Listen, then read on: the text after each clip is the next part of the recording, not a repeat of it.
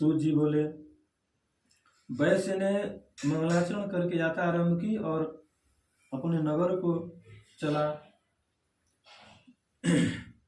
उनके थोड़ी दूर निकलने पर दंडी वेशधारी से श्री सत्यनारायण ने उनसे पूछा, हे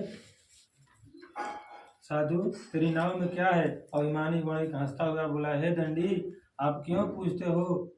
क्या धन लेने की इच्छा है? मेरी नाव में तो बेल और पत्ते भरे हुए हैं। वैश्य का कठोर वचन सुनकर भगवान ने कहा, तुम्हारा वचन सत्य हो।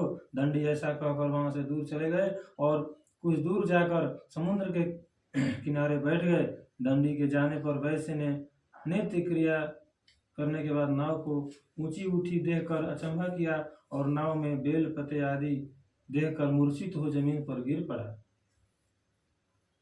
फिर मूर्छा खुलने पर अत्यंत शोक प्रकट करके बोला।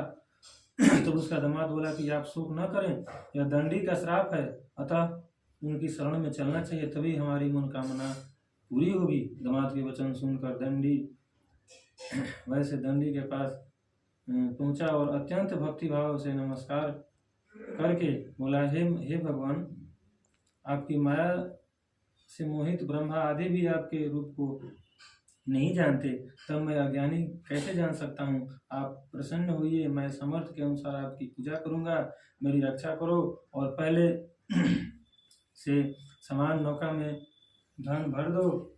उसके भक्ति युक्त वचन सुनकर भगवान प्रसन्न हो उसकी इच्छा अनुसार वर देकर अंतर ध्यान हो गए।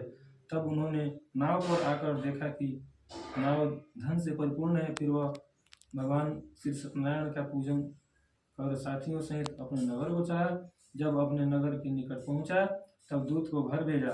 दूत ने साधु के घर जा उसकी स्त्री को नमस्कार कर कहा कि साधु अपने दामाद सहित इस नगर में समीप आ गए। ऐसा वचन सुन साधु की स्त्री से बड़े हर्ष के साथ सत्यदेव का पूजन कर पुत्री से कहा, मैं अपने पति के दर्शन को जाती हूँ, तू कार्य पूर्ण कर शीघ्र। परंतु कलावती माता के वचनों को अनसुना कर प्रसाद छोड़कर पति के पास चली गई। प्रसाद की अवज्ञा के कारण सत्यदेव रुष्ट हो गए, प्रसाद छोड़ के चल दिए। भगवान फिर रुष्ट हो गए, उसके पति को नाव सहित पानी में डुबो दिया। कलावती अपने पति को न देखकर रोती हुई जमीन पर गिर गई।